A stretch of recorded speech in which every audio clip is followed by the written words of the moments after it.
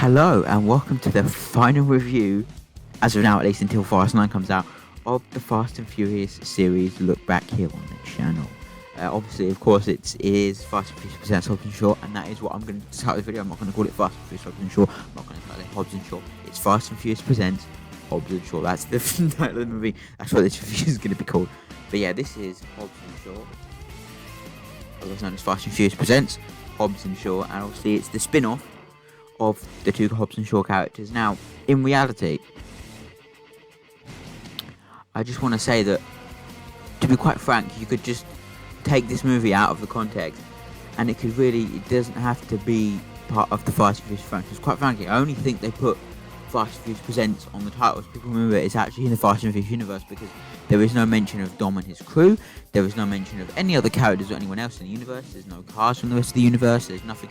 The only even slight mention of the rest of the universe is Brother Owen is mentioned, and obviously the two main characters have been in the Fast and Furious franchise before, and you also have Helen Mirren reprising her role as the father of the Shaws.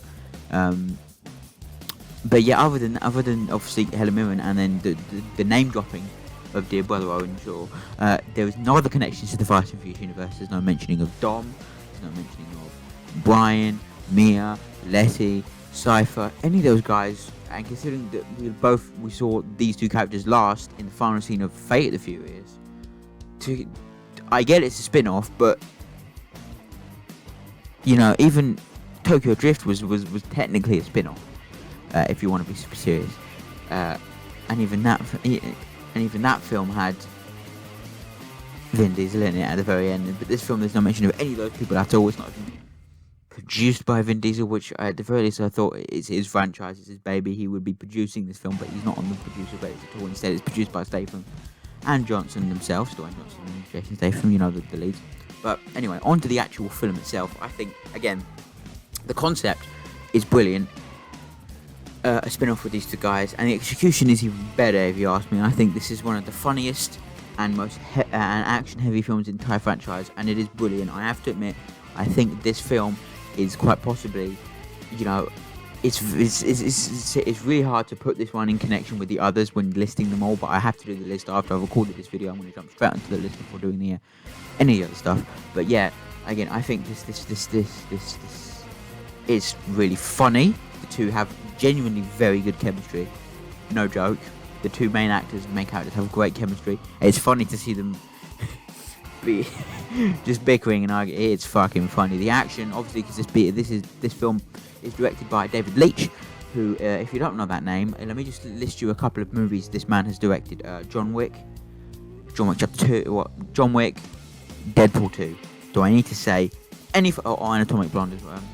Yeah. Atomic Blonde as well. Do I need to say any more? This man, if you need a awesome fucking action film movie made, this man is the man you fucking call. Obviously, if you don't, I know a bit about his background because I've seen some interviews and read stuff that both him and Chad Skolensky, who also directed the first John Wick and directed John Wick 2 through 3 and is coming back to direct 4 and 5 as well.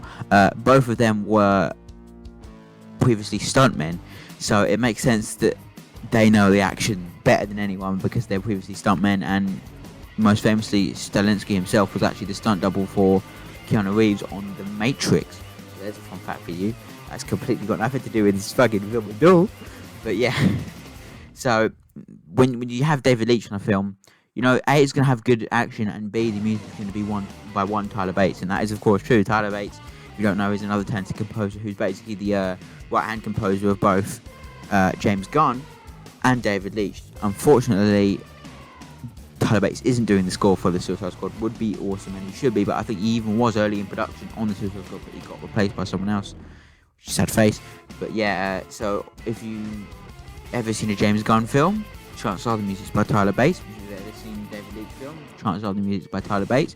And he was, at one point as well, Zack Snyder's go-to composer, composing for Zack Snyder's 300 and Watchmen. So he's been a go-to composer for quite a lot of directors, and obviously his other credits include John Wick Chapter 2, John Wick Chapter 3, Deadpool 2, and obviously this movie, as well as obviously Guardians of the Galaxy Volume 2, Watchmen 300, like I've previously mentioned, and the upcoming Guardians of the Galaxy Holiday Special and Guardians of the Galaxy Volume 3. He's signed on to do both of those, and I doubt that will change. But yeah, again, music here, it fits the tone perfectly, and it fits the characters, especially with the piece you'll be hearing over here, which is called Hard Way or Easy Way. It's very rock and heavy, which is exactly what these two characters need, but like not heavy metal rock. It's still pleasant rock. I know that's the thing, but that's what I'm gonna fucking call it. I, for one, remember seeing this movie in cinemas with my friends. It was, again, it was the last Fast and Furious movie to come out before global pandemic happened. So yeah, and which is kind of funny considering the plotline is about a global virus that destroys a lot of people. So this film did not age well, and it's only been out for 2 years. So that says something. But yeah, this film has really not aged well, plot-wise at least.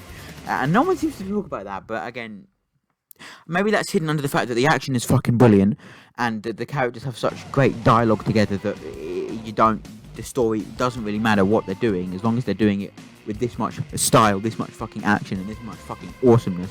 I don't think I actually give a shit what the story is, as long as I get to see these two men bicker about which one of them is better, just and beat the shit out of someone with some great action, then I'm happy. And honestly, when I first heard of this concept, I generally thought of David Leitch immediately, because he's the right kind of person for this kind of movie, and I'm glad they chose him. But yeah, it's a really brilliantly fun movie. I love all the sequences here. We've got the London sequence where they drive McLaren. By the way, McLaren's my favourite car, so that really just appealed to just all of me. And that was a great sequence. There's the sequence where they just go into the lab at Aetion. Brilliant. There's a couple of cameos I want to mention of actors that I think are cool. Obviously, we've got cameos. They do appear in one scene. One of them appears in credits as well. But what we're talking about, Ryan Reynolds as Locke. Ryan Reynolds is fucking Ryan Reynolds. He's the best actor on the planet. IMO. But you know, there's that.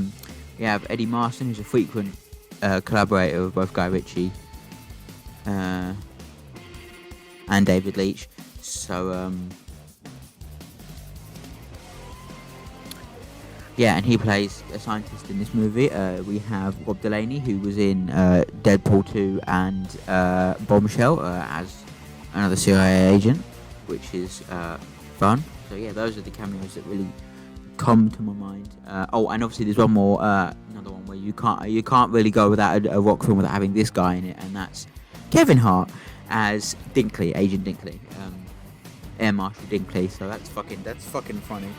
But yeah, so this film's full of nice cameos, and also you've got the director, who I was looking up because I sort of recognised the voice, and as it turns out, Ryan Reynolds is the voice of the director, but he won't be playing the director in any future films. I think they just used him as the voice because he was probably already in the studio doing some things for this film already, so they just dragged him out. He's got a voice. They pitch shift and change the voice, so you can't recognise it that much. But yeah, again, the action here was brilliant. Stunts are great. It's great to see Samoa as a country being shown off. It's not a place I've ever heard of before this film, so, and I'm sure it's a lot of a country that not many people have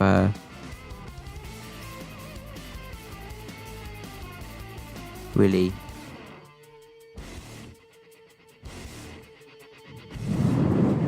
but yeah, that's Fast and Furious Hobbs in short. Like I said, action's brilliant, script's brilliant, the two main actors have excellent chemistry. Again, I thought it was a really fun movie to watch. Based in the Fast and Furious franchise, it lacks that certain. Sure, there's a lot of family parts in it, but it lacks that big nature that we've been running off of since 5, of that big ensemble cast. And it also, while the funnies between these two are brilliant, the next spin-off I would want to see personally is Tej and Roman. Those two boys could literally be in an entire movie, and it would just be fucking awesome.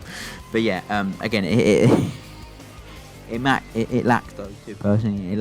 It doesn't lack much, but what it does lack is the support of everyone else in the franchise. And actually, to be fair, the biggest thing it lacks is any connection to the rest of the franchise in any way, shape or form, which is what it really lacks the most, if you ask me. I mean, there's literally no connection, no mention of anyone else. These two just do it themselves. And it's not like this is not even in the same universe, because they are playing.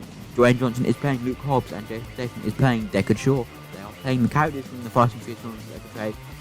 Only, apparently, there's no one else in the Fast and Furious universe exists when this film was taking place. Okay. Anyway, thank you for watching my review of Fast and Furious present Hobbs and Shaw. This brings us to the end of the Fast and Furious franchise, which of course means there will be in the description the Fast and Furious ranked list on ranking.com or top 10s list.com. And this also means tomorrow we're starting the next series, and probably the last series we do, as I haven't got sufficient way to watch the Mission Impossible movies in high enough quality for me to actually give enough of a shit, i.e. anything above DVD quality. I haven't got a sufficient way to watch them, unless I look it up anyone now to do, but even still I'm losing that soon, so that's pointless. But yeah, and that series obviously we're starting up next is of course Saw, which the next installment in the Saw franchise, Spiral from the Book of Saw, is set to release next Friday on May 14th, 2021 in the United States, and May 17th, 2021 in the United Kingdom. I don't know about any other place in the world, but again, that's just the two places that come to my mind. The biggest country in the world and the country I live in. So there's some facts for you. Unfortunately, we will not be able to see that movie in cinemas because I'm not old enough to see it yet. But yeah, I have seen the rest. I'm holding I own them twice actually. I've got the DVD set of 1 through Final Chapter, and then a DVD copy of Jigsaw, and then I was doing a watch through with my friend, so I decided to upgrade, and I bought the Legacy Collection, which has all of them on Blu-ray, obviously except for Spiral, because that's not out yet, but it has 1 through Jigsaw, so that's fun. And get ready for that franchise starting tomorrow with the OG, the original, the first, the best, the awesome one. Saw, and all the thumbnails will have the same red text, because